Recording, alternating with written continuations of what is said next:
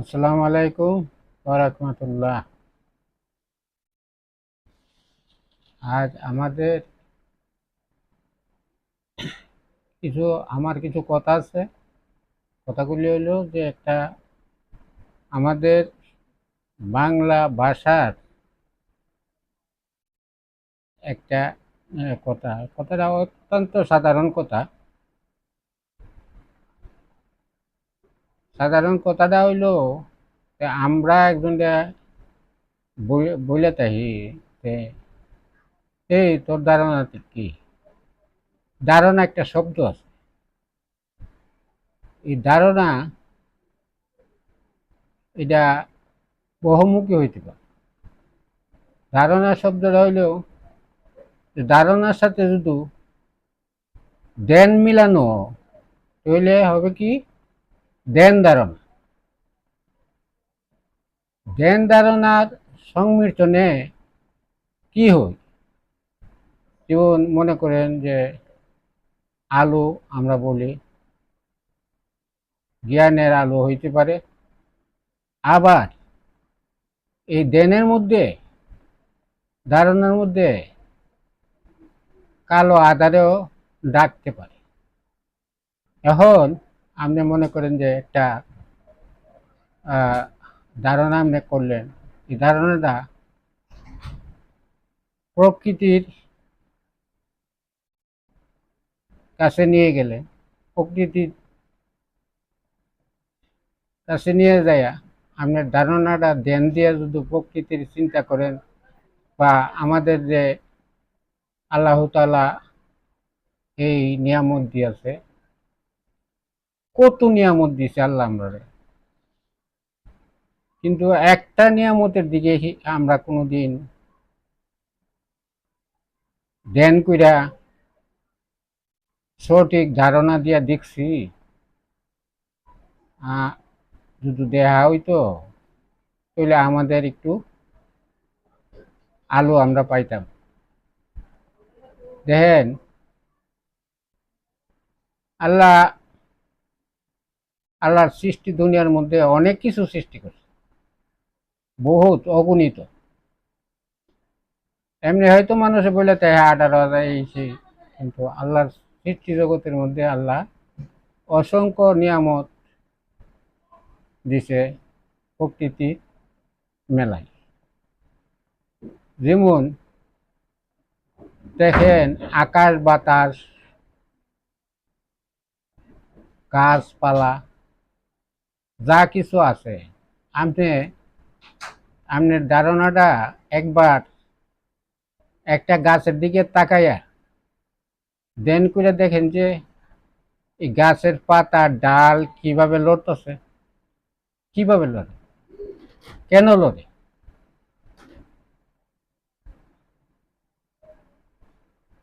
আমরা বলি শুধু এক কথা যে বাতাসে লড়তেছে, হাওয়া লড়তেছে, লড়তেছে যে লাড়তেছে কে।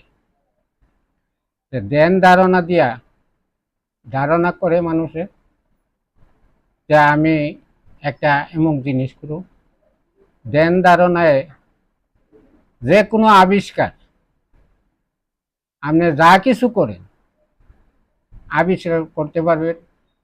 যে কোনো আবিষ্কার করতে গেলে আপনার ধারণা এবং ধ্যান দুটোই লাগবে। তাইলে ধ্যান ধারণায় আপনার দুটা সংযোগে আলোর সৃষ্টি হয়, যে আলোয় আপনি একজন বৈজ্ঞানিক হইতে পারেন, দার্শনিক হইতে পারেন, এবং প্রকৃতির সঠিক প্রেম যদি আপনি নির্ণয় করতে পারেন, আপনার ধ্যান ধারণা দিয়া হয়তো আপনি আল্লাহর দিদারও লাভ করতে পারেন। হ্যাঁ, এই হলো ধারণার একটা ভাগ। আর দ্বিতীয় ভাগ হইল যে আপনি অন্ধকারে নিমজ্জিত হইতে হবেন যদি এই ধারণাটা আপনি সঠিক না হয়। আপনার ধারণাটা যদি সঠিক না হয় তাহলে অন্ধকারে নিমজ্জিত হওয়া যাবে, কিন্তু হবে ধ্যান ধারণা ঠিক থাকলে আলোর সন্ধান মিলে। এবং এটা যদি, যেমন একটা কথা আছে আমরা বলে নেগেটিভ পজিটিভ, যার পজিটিভ আছে তার নেগেটিভ আছে, আমাদের শব্দেরও এমন নেগেটিভ পজিটিভ আছে। তো আমার মূল বিষয় হলো যে আমাদের ধারণাগুলা যেমন পবিত্র এবং সূক্ষ্ম চিন্তাধারা হইলে আমরা সবাই উপকৃত হব এবং আলোর সন্ধান পাব। দেখেন, হয়তো আগ থেকে 2 দিন বা 3 দিন আগে আমি শুনছি একজন সমন্বয়কে বলতেছে যে আমরা জাতীয়তাবাদ দিয়া কি করব যদি আমাদেরকে কিছু না দিতে পারে, বা আমাদের মানুষগুলা বিশৃঙ্খলাভাবে চলে, এই সেই আমরা মুক্তিযোদ্ধার চেতনা দেয় কি করব যদি সিন্ডিকেটের হাতে বন্দি হয়ে তখন লাগে, সারা সকল জিম হয়ে তখন লাগে। আসলে কথাগুলা তো করে সঠিক, এটা সমর্থনযোগ্য এবং সবাই সমর্থন করছে এক ব্যক্তি, তা আমরা জানি এবং দেখতেছি এবং দেখি। কিন্তু তার সঠিক ধারণা চিন্তা ভাবনা যদি না থাকে তাহলে কেমনটা ঠিক থাকবো। আমরা তো, আমার বয়স 11 সময় আমি শেখেরে ভালোবাসছি, আর এখন বয়স আমার হইল 65।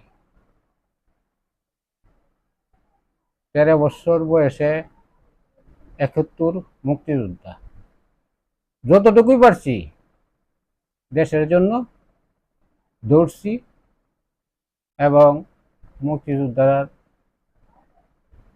পাশে পাশে রয়েছি, তাদের সেবা যত্ন করছি যতটুকু পারছি। আলহামদুলিল্লাহ দেশের কাজে করছি ভালো, দেশের এবং জনগণের যেটা ভালো আমরা ওইটারই ভালো বলে মনে করি। আমি কোনো রাজনীতি করি না, রাজনীতি আমি এতটা বুঝি না, তবে এমনি কিছু এই দেশের মধ্যে যারা আছে কেউ না কেউ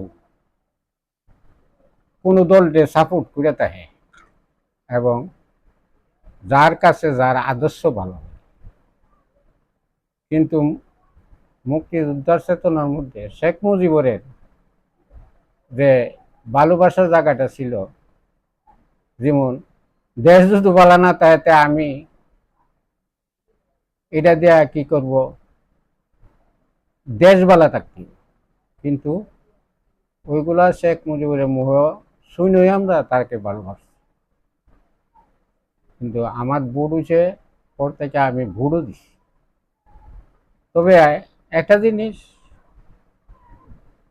মেম্বার চেয়ারম্যানের ভোট থেকে দইরা যেমন সরকারি ভোট পর্যন্ত, আজ পর্যন্ত আমার ভোটটা অন্য কাউকে দিতে আমি পাইনি।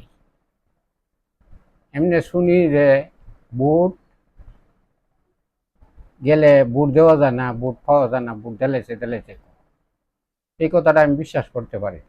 কেন পারি না? কারণ আমার এই বয়সে যখন আমি পাইছি না, এই জন্য আমি বিশ্বাস করতে পারি। তো রাজনীতিতে যে এত লুঙ্গামি, যে ক্ষমতার মঞ্চতে একবার যা সে হাড়িটা ছাড়তেই চায় না। আর ক্ষমতা লোভের লেগে যেটা মন মুহে দেয় যেটা মন চাইডি কইতে দেয়, এটাই ঠিক। আমার তো মনে হয় যে আমি যারে ভালোবাসি তার দল যদি তাহে আর তার দলের সমালোচনা আমি না করতে পারি, তা আমি দেশে কিভাবে ভালোবাসতে পারি? আমার কথা হইল অতটুকু, দেশে ভালোবাসলে আমার দল যদি খারাপ করে তাহলে আমি তার সমালোচনা করতে ইচ্ছুক। যে করতে পারে নিজের সমালোচনা, যে করতে পারে সেই প্রকৃত এরতে রাজনীতি করতে পারে। আর আমি যদি দলের অনুগত্য হইয়া মিশাও হাসা হাসাও মিশা, তার তো কোনো অর্থ নেই। এটা কোনোদিন হয়? যার যার তো একটা আদর্শ আছে। অন্তদিহি যে কোনো দলই, আওয়ামী লীগ, বিএনপি, জাতীয় পার্টি, যত দলে আছে দেশের স্বার্থের কথা সবাই বলে, দেশের কথা এমনি কম মুহে, কিন্তু কাজে গিয়ে পাওয়া যায় না। তো অনেক সময় অনেক মনটারে বুঝাইতে গিয়ে কিছু বলা লাগে, কারণ আমরা তো এত কিছু বলতে পারি না, আর আমরা বড় বড় মঞ্চ বক্তৃতাও করছি না, আর ওই ধরনের বক্তৃতা আমরা দিতেও পারি না। কাজেই আমাদের সোজা সাজা কথা, দেশ যে ভালো করে, হ্যাঁ আমার যদি মনে করো আমি যে দলকে ভালোবাসি সে না হইলেও আমার কোনো আপত্তি নেই। যে দেশ ভালো করে তার পক্ষেই আমরা সবসময় তার কথা বলি, কিন্তু আদর্শ যার যার আদর্শ নিয়ে সবাই বেঁচে নেয়, যার যার আদর্শ নিয়েই বসে। এই কথা তা সবাই জানে। সব মানুষের একটা নীতি থাকে, আদর্শ থাকে। এই তার এই আদর্শ নিয়ে এসে বাঁচা থাকার চেষ্টা করে। বাকি আল্লাহ পাক এই ভালো জানে। আল্লাহ যাকে খুশি তাকে ক্ষমতা দেই, সম্মান দেই, আর যাকে আল্লাহর খুশি হয় তার ওই ক্ষমতাতে বিচ্ছিন্ন করে। তার ক্ষমতা কায়দা নেওয়ার মতো শক্তি আল্লাহর আছে এবং নেই। আল্লাহ ক্ষমতা দে, আল্লাহ নে, আল্লাহ সম্মান দে, আল্লাহ নে, আল্লাহ ধন দে, আল্লাহ গরিব বানা, ভিখারি বানা। যেমন আমরা বাংলা একটা প্রবাদ আছে, পলকে বাদশা পলকে ভিখারি। যা কিছু সব আল্লাহরই হুকুম।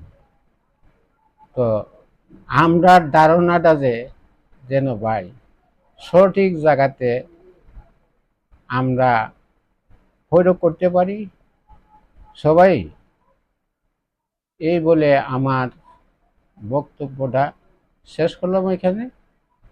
আসসালামু আলাইকুম ওয়া রাহমাতুল্লাহ ওয়া বারাকাতুহু।